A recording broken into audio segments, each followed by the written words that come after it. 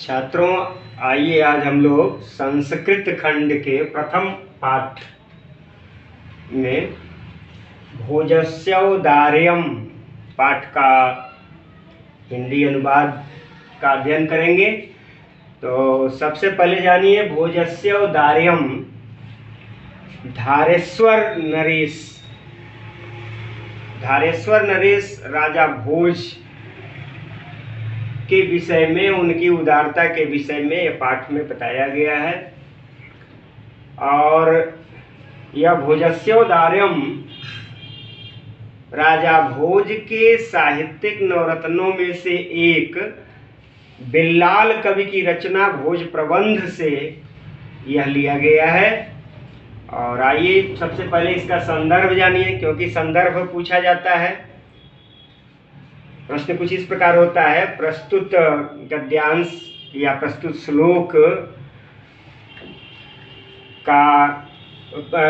श्लोक हमारी पाठ्य पुस्तक हिंदी के संस्कृत खंड के भोजस्योदार्यम पाठ से लिया गया है या उद्धृत है या अवतरित है। इस तरह का संदर्भ लिखा जाता है।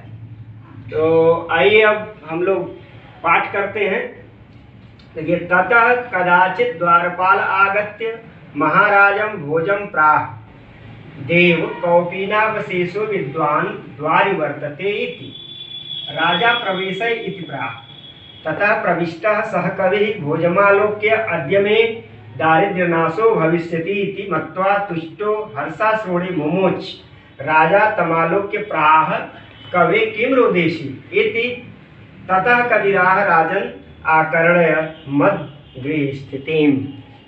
आइए कठिन शब्दों को देख लेते हैं। तो सबसे पहले है आपका ततः। ततः का अर्थ होता है फिर या इसके बाद। कदाचित कोई, ध्यान से शब्दार्थ को देखिए, सुनिए, क्योंकि जब तक शब्दार्थ नहीं जानेंगे तब तक अर्थ स्पष्ट नहीं होगा। तो सबसे पहले ततः, इसके बाद या फिर, कदाचित कोई, द्वारपाल प्रहरी, आगत्य आकर, महाराजम महाराज, भोजम भोज से, प्राह कहा। तो इतने का अर्थ जान लीजिए। फिर या इसके बाद। तो आइए हम इसके बाद का प्रयोग करते हैं। इसके बाद कोई द्वारपाल आकर के महाराज भोज से कहा। क्या कहा? तो देव कौपीनावशेषो विद्वान द्वारि वर्तते। हे देव, राजा को देव संबोधन किया गया है। हे देव, कौपीन मात्र शेष पहने हुए। अब कौपीन मात्र शेष, कौपीन मतलब होता है लंगूटी। अब जिसके सिर पर केवल लंगूटी शेष होगी तो निश्चित रूप से उसकी आर्थिक स्थिति अच्छी नहीं होगी। तो उस विद्वान की दरिद्रता का संकेत देते हुए द्वारपाल कह रहा है कि हे देव, मात्र कौपीन धारण किए हुए, अर्थात एक गरीब विद्वान दरवाजे पर है, ऐसा। वर्तते मने है। एक कौपीन मात्र और शेष लंगोटी मात्र पहने हुए गरीब ब्राह्मण दरवाजे पर है, ऐसा। तब राजा कहते हैं कि राजा प्रवेशय इति प्राह। राजा कहते हैं कि प्रवेश कराओ, ऐसा। फिर ततः प्रविष्टः सह कविः भोजमालोक्य अद्य मे दारिद्र्य नाशो भविष्यति इति। तो देखिए, कह रहे हैं कि ततः, इसके बाद, प्रविष्टः प्रवेश करके, वह सह मने वह, कवि भोजम आलोक्य भोज को आलोक्य देखकर, अद्य आज, मेरी दारिद्र्य नाशो दरिद्रता का नाश, भविष्यति इति होगा, ऐसा। ठीक है। तब इसके बाद प्रवेश करके वह कवि राजा भोज को देखकर आज मेरी दरिद्रता का नाश होगा ऐसा मानकर, मत्वा ऐसा मानकर, तुष्टोह बड़े संतोष के साथ, हर्षाश्रुणी प्रसन्नता के आंसू, हर्ष अश्रुणी, हर्षाश्रुणी, हर्षाह अश्रुणी, तो यहाँ अर्थ हो गया कि प्रसन्नता के आंसू, अश्रुणी आंसू, मुमोच बहा दिए, ढुलका दिए। अब पूरे करते एक बार देखिए, इसके बाद प्रवेश करके वह कवि राजा भोज को देखकर आज मेरी दरिद्रता का नाश होगा ऐसा मान करके संतुष्ट होकर, संतोषपूर्ण होकर के अपने आंखों से प्रसन्नता के आंसू बहा दिए, ढुलका दिए। राजा तमालों के प्राह, राजा उन्हें देखकर या उसे देखकर बोला या बोले, राजा उसे देखकर बोले, प्राह बोले या कहे, प्राह का अर्थ होता है कहना। तो राजा उसे देखकर बोले कि कवे, हे कवि, किम क्यों, रोदिसी रोते हो ऐसा। राजा उसे देखकर बोले, हे कवि तुम क्यों रोते हो ऐसा। ततः इसके बाद कविराह कवि ने कहा, कवि ने कहा, राजन हे राजन, आकर्णय सुनिए, आकर्णय माने सुनिए, मद गृह स्थिति मम गृह स्थिति मद गृह स्थिति, अर्थात मेरे घर की स्थिति को। तो अब आइए पूरे का अर्थ एक बार देख लीजिए। इसके बाद कोई द्वारपाल आकर के महाराज भोज से कहा, हे देव, कौपीन मात्र शेष, अर्थात एक गरीब ब्राह्मण विद्वान दरवाजे पर है ऐसा, राजा प्रवेश कराओ। राजा ने कहा प्रवेश कराओ। इसके बाद प्रवेश करके वह कवि राजा भोज को देखकर आज मेरी दरिद्रता का नाश होगा ऐसा मानकर संतोष से हर्ष के आंसू, प्रसन्नता के आंसू ढुलका दिए, बहा दिए। राजा ने उसे देखकर कहा, हे कवि क्यों रोते हो ऐसा। तब कवि ने कहा, हे राजन सुनिए मेरे घर की स्थिति। अब आइए देखिए, श्लोक में वह अपने घर की स्थिति का वर्णन करता है वह विद्वान। तो संस्कृत के बहुत सुंदर छंद में इसने अपनी बात को व्यक्त किया है, अपने घर की स्थिति को व्यक्त किया है। कैसे? तो ऐला जानुच्चै पथि वचन मा कर्ण गृहिणी, शिशोः कर्णौ यत्नात् सुपहितवती दीन वदना, मयि क्षीणोपाये यद् कृतं दिशावस्त्रु बहुले, तदन्तः शल्यं मे त्वमसि पुनरुद्धर्तुमुचितः। आइए देखिए, सबसे पहले इसके कठिन शब्द को अरे, लाजान उच्चैहि, लाजान खीले, धान का लावा, उच्चैहि ऊंचे, पथि रास्ते में, वचनम वाणी को, आकर्ण्य सुनकर, गृहिणी घर वाली। ठीक है। शिशौ बच्चों के, कर्णौ कानों को, यत्नात् प्रयत्न पूर्वक, दिशावस्त्रु बहुले आंख में आंसू, ढेर सारे आंसू भरकर, आंख में अश्रु, इसको ऐसे अर्थ लेंगे, अश्रुपूरित नेत्रों से, तदंतः शल्यम अर्थात तदंतः शल्यम, अंतःकरण में कांटे चुभे, मेरा, त्वमसि आप ही, तुम ही, पुनरुद्धर्तुम उचितः निकालने में समर्थ है। ठीक है। तो यहाँ एक लाइन का देखिए कठिन शब्द छूट गया है, मई मने मुझ, अछीड़ो पाए साधनहीन, यदकृतम जो। ठीक है, तो अब आइए अर्थ देखते हैं इसका, इसकी व्याख्या अनुवाद देखते हैं।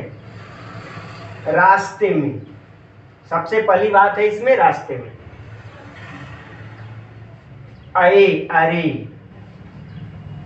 खीले ले लो, ऐसे ऊंचे वचन को सुनकर मेरी घरवाली ने, या अर्थात मेरी पत्नी ने, बच्चों के कानों को प्रयत्न पूर्वक भली प्रकार बंद कर लिया। फिर से देख लीजिए, रास्ते में अरे खीले ले लो, इस ऊंचे वचनों को सुनकर घरवाली ने बच्चों के कानों को प्रयत्न पूर्वक ठीक से बंद कर दिया। सुप्रीतवती, भली प्रकार बंद कर दिया। फिर वह उदास मुख, दीन बदना, उदास मुख मेरी पत्नी ने इसके बाद अपने आंखों में आंसू भरे हुए अर्थात अश्रुपूरित नेत्रों से जो मुझ साधनहीन की तरफ देखा, मुझ साधनहीन की तरफ देखा, छेड़ो पाए साधनहीन की तरफ देखा, तो मेरे हृदय में दुख के कांटे चुभ गए। मेरे हृदय में दुख के कांटे चुभ गए, क्योंकि मैं साधनहीन था, मेरे पास कोई उपाय नहीं था। अब फिर आगे कहते हैं कि त्वमसि, आप ही उसे निकाल पाने में समर्थ है। फिर से देख लीजिए पूरे का।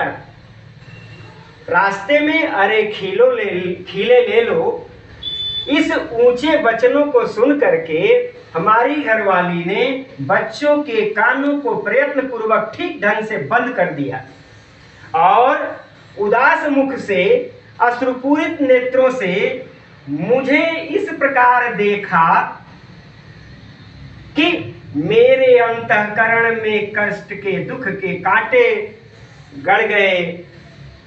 हे राजन, आप ही उसे निकाल सकने में समर्थ हैं। राजा शिव शिव इति उदीरयन् प्रत्यक्षरः लक्ष्यं दत्त्वा प्राह त्वरितं गच्छ गेहम् तद्गृहिणी खिन्ना वर्तते अन्यदा भोज श्रीमहेश्वरं नमितुं शिवालयम् अभ्यगच्छत तदा कोऽपि ब्राह्मणः राजानं शिव सन्निधौ प्राह देव। अब आइए देखिए, इसके बाद कहते हैं राजा शिव शिव शिव और शिव शब्द है सुंदर सुंदर, यानी जो इस श्लोक को प्रस्तुत किया कवि ने, उसके लिए उन्होंने शब्द प्रयोग किया। राजा ने सुंदर, बहुत सुंदर ऐसा, और ऐसा उदीरियत कहते हुए प्रत्यक्षरम, प्रत्येक अक्षर पर लक्षम दत्वा, लाख देकर के, लाख मुद्राएं देकर, दत्वा देकर, प्राह कहा त्वरितम गच्छ गेहम, शीघ्र ही, त्वरितम माने शीघ्र ही, गच्छ जाओ, गेहम घर, शीघ्र ही घर जाओ। क्यों? क्योंकि त्वत् गृहिणी, तुम्हारी जो घर वाली है वह खिन्ना वर्तते, वह दुखी है। फिर से देख लीजिए इसका अर्थ। राजा बहुत सुंदर ऐसा उच्चारण करते हुए, ऐसा कहते हुए, प्रत्येक अक्षर पर लाख मुद्राएं देकर कहा कि तुरंत या शीघ्र घर जाओ, तुम्हारी घरवाली दुखी है। अब कहते हैं दूसरे दिन की बात है। अन्यदा, दूसरे दिन, भोजः, राजा भोज, श्री महेश्वरम माने महादेव के या श्री शंकर के, नमितुम माने नमस्कार करने के लिए, प्रणाम करने के लिए, शिवालयम अभ्यगच्छत, शिव मंदिर को गए। तदा वहां पर कोई ब्राह्मण राजानम, राजा को, शिव सन्निधौ, शिव के निकट पाकर, प्राह कहा देव, हे देव।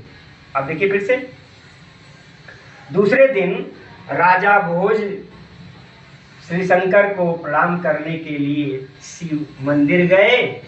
तब कोई ब्राह्मण राजा को भगवान शंकर के निकट पा करके कहा, देव हे देव। तो अब अगला श्लोक आगे देखेंगे। छात्रों, आइए भोजस्योदार्यम भाग 2 में। तो प्रथम भाग में आप लोगों ने पढ़ा कि किस प्रकार से वह गरीब ब्राह्मण अपने घर की स्थिति को बताता है और राजा उसे उसके श्लोक के प्रत्येक अक्षर पर लाख मुद्राएं दे करके और घर भेजता है। दोबारा वह भगवान शंकर को प्रणाम करने के लिए शिव मंदिर को जाते हैं। तो वहाँ पर एक ब्राह्मण शंकर जी की स्थिति बताता है और राजा भोज उसे भी पुरस्कृत करते हैं। तो आइए देखते हैं, बड़े ही सुंदर छंद में, शार्दूल विक्रीडित छंद में वह ब्राह्मण कवि भगवान शंकर का वर्णन कर रहा है।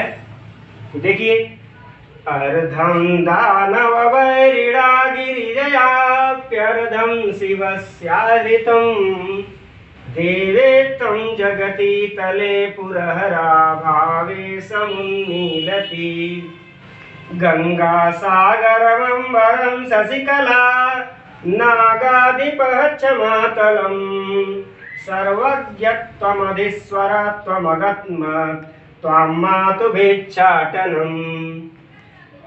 राजा तुष्ट तस्मै प्रत्यक्षरं लक्ष्यं ददौ अन्यथा राजा संप्रस्ताव सीतां प्राह देवी प्रभातम वर्णयति सीता प्राह। अब आइए देखिए कठिन शब्दों को ध्यान दीजिए। अर्धम, अर्धम का अर्थ होता है आधा, अर्धम आधा।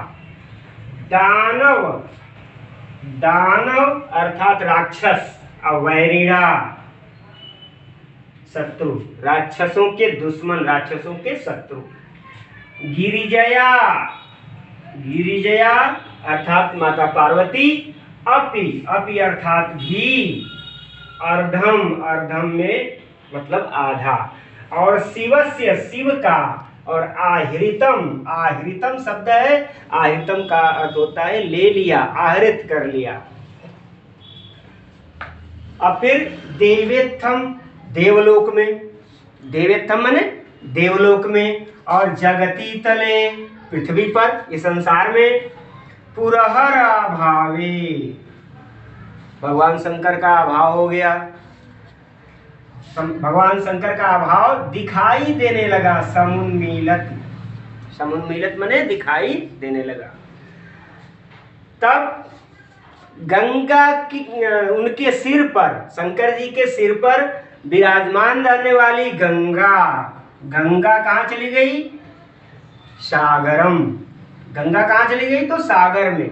और शशिकलाम, शशिकलाम अर्थात चंद्रमा, चंद्रमा कहाँ चले गए? तो अंबरम, आकाश में।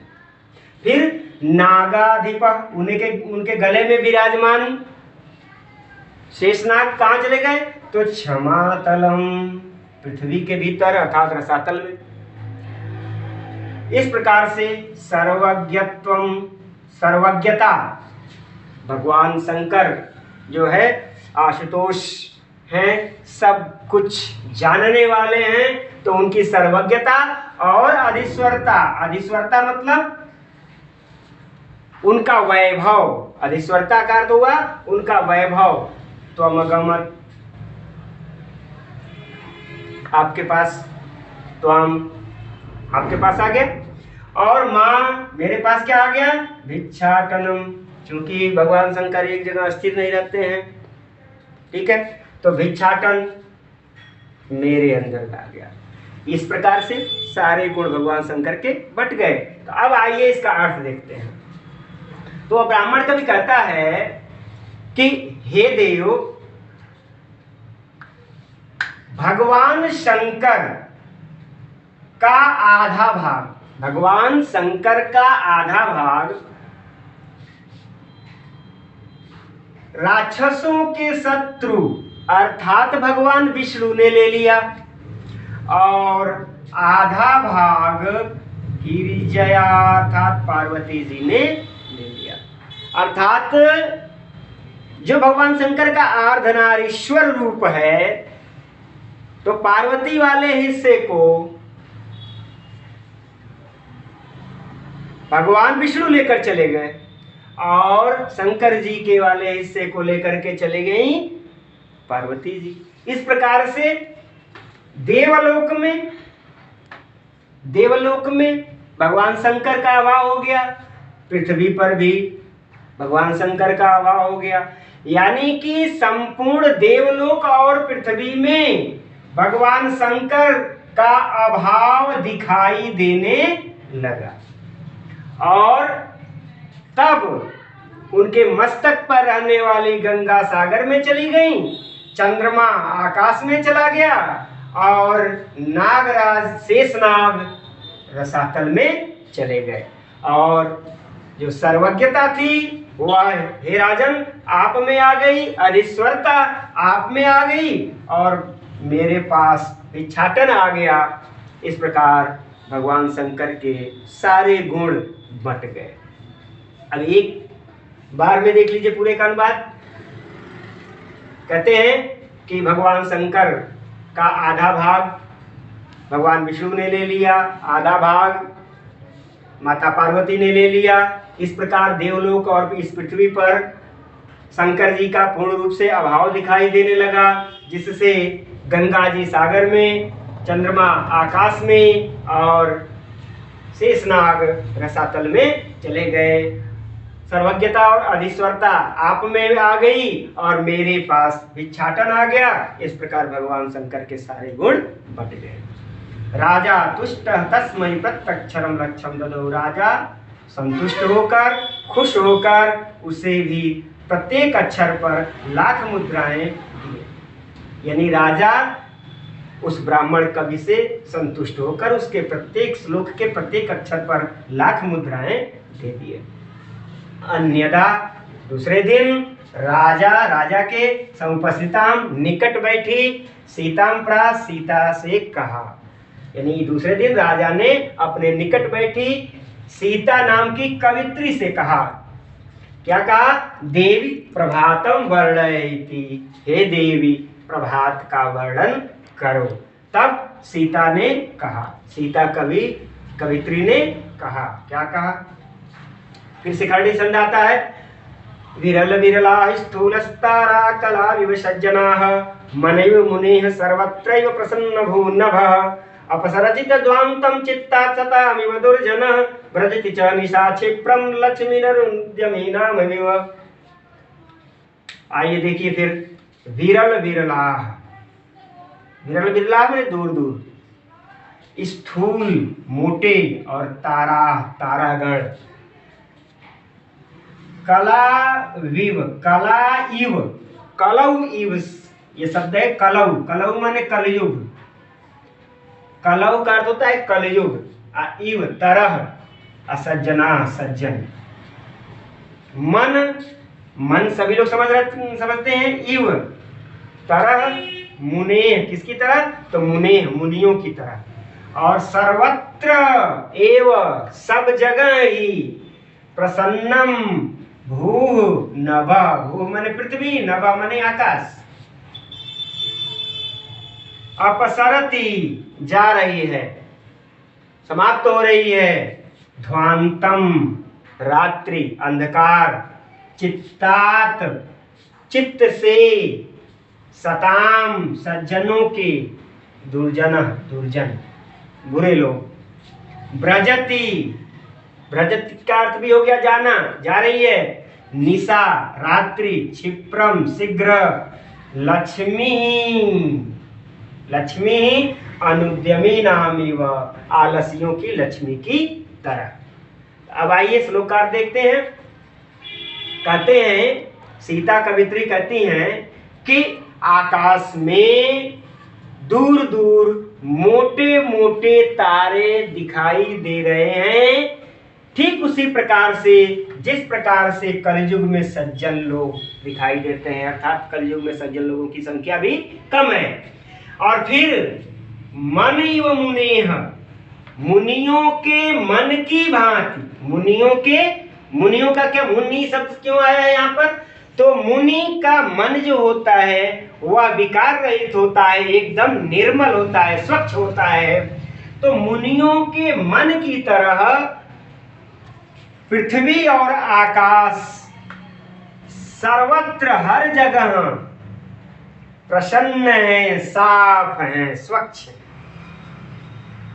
अपसरति च ध्वांतम, ध्वांतम अंधकार अपसरति, बीत रहा है, अंधकार समाप्त हो रहा है। किस प्रकार से?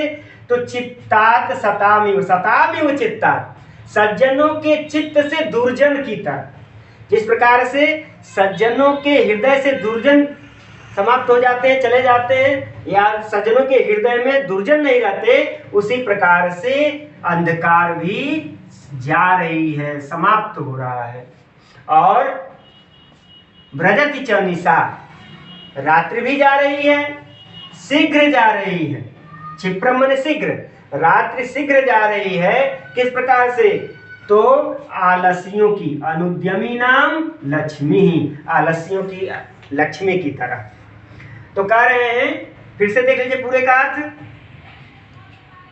कवित्री सीता कहती हैं कि हे देव, जिस प्रकार से कलयुग में सज्जन बहुत कम दिखाई देते हैं, उसी प्रकार से आकाश में दूर दूर तारे, मोटे मोटे तारे दिखाई दे रहे हैं, और पृथ्वी से लेकर आकाश तक सर्वत्र मुनियों की मन की भांति स्वच्छ और निर्मल दिखाई दे रहा है आकाश। और फिर कहते हैं कि ठीक सज्जनों के हृदय से जैसे दुर्जन निकल जाते हैं, वैसे ही अंधकार जा रहा है, और रात्रि भी शीघ्र ही जा रही है। ठीक उसी प्रकार से जिस प्रकार से आलसियों की लक्ष्मी चली जाती है। राजा तस्यै लक्ष्यम दत्त्वा, राजा उसे भी लाख मुद्राएं दे करके कालिदासम प्राह, कालिदास से कहते हैं, सखे हे मित्र, तुम भी प्रभात का वर्णन करो इति ऐसा।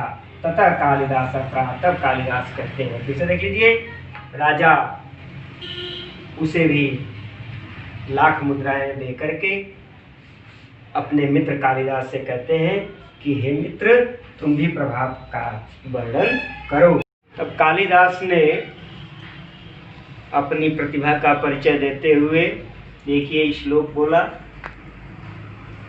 अभूत प्राची पिंगारसपतिरिव प्राप्य कनकम, गतश्चायच्चन्द्रो बुधजनैव ग्राम्य सदसि, क्षणं चेडास्तारा नृपतयैमाइवानुद्यमपरा, नदीपाराजन्ते द्रविणरहितानामिव गुणा।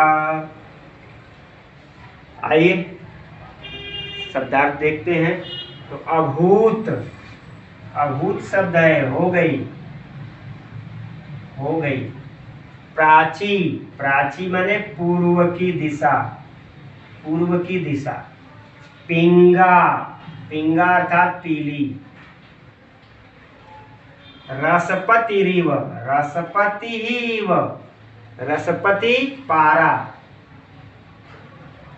इव भांति, प्राप्य प्राप्त करके, कनकम स्वर्ण, यानी स्वर्ण को प्राप्त करके। स्वर्ण क्या? तो सूर्य की रोशनी को प्राप्त करके पूर्व की दिशा पीले वर्ण की हो गई। कैसी? तो पारे की। और चंद्रोह, छाया, यानी चंद्रमा की छाया। गतः, समाप्त होने लगी। किस प्रकार? तो ग्राम सदस्य बुधजन, गंवार लोगों की सभा से बुधजन, विद्वान लोग, गंवार लोगों की सभा में, सभा से जिस तरह से विद्वान लोग गायब हो जाते हैं, उसी तरह से चंद्रमा की छाया, चंद्रमा का प्रकाश भी समाप्त होने लगा है। और फिर कहते हैं कि क्षणम क्षीणास तारा, तारे भी क्षण भर में क्षीण हो रहे हैं। किस प्रकार से? तो इव अनुद्यम परा नृपतयः, आलसी आलसी राजाओं की लक्ष्मी की तरह, आलसी राजाओं की लक्ष्मी की तरह, आलसी राजाओं की लक्ष्मी की तरह तारे भी क्षण भर में समाप्त हो रहे हैं। और आगे कहते हैं कि न दीपा, दीपक राजंते सुशोभित हो रहे हैं, दीपक सुशोभित नहीं हो रहे हैं। किस तरह से? तो जिस प्रकार से द्रविड़ रहितानाम, धन से रहित लोगों के गुण, इस प्रकार से धन से रहित लोगों के गुण का कोई मोल नहीं होता, उसी प्रकार से दीपक भी सुशोभित नहीं होते हैं। फिर से पूरे का अर्थ देख लीजिए। तो महाकवि कालिदास कहते हैं कि हे देव, हे राजन, पूर्व की दिशा स्वर्ण को प्राप्त करके पारे की भांति पीली हो रही है, और गंवारों की सभा से विद्वानों की तरह, गंवारों की सभा से विद्वानों की तरह चंद्रमा का प्रकाश जा रहा है, समाप्त हो रहा है। और आलसी राजाओं की भांति, आलसी राजाओं की लक्ष्मी की भांति क्षण भर में तारे भी समाप्त हो रहे हैं। और धन रहित अर्थात दरिद्र लोगों के गुणों की भांति दीपक भी सुशोभित नहीं हो रहे हैं। इस प्रकार कवि कालिदास की इस प्रभात वर्णन से प्रसन्न होकर, अति तुष्ट, अत्यंत प्रसन्न होकर राजा ने उन्हें भी प्रत्येक अक्षर पर लाख मुद्राएं दी। तो इस प्रकार आप लोगों का भूयस्य उदार्यम पाठ संपूर्ण हुआ। तो ध्यान से आप लोग इसका अध्ययन कीजिएगा। संस्कृत पाठ है, थोड़ा क्लिष्ट होगा, तो बार बार वीडियो को आप लोग देखते रहिएगा। और जिस तरह से मैंने शब्दार्थ को समझाया है, शब्दार्थ को ध्यान दीजिएगा, शब्दार्थ बल्कि नोट कर लीजिएगा। और अगर वीडियो पसंद आया हो तो लाइक कर दीजिएगा, शेयर भी कीजिएगा, सब्सक्राइब भी कीजिएगा। सब्सक्राइब इसलिए कीजिएगा कि आपके पास हमारे हर वीडियो का नोटिफिकेशन समय से पहुंचता रहे। धन्यवाद।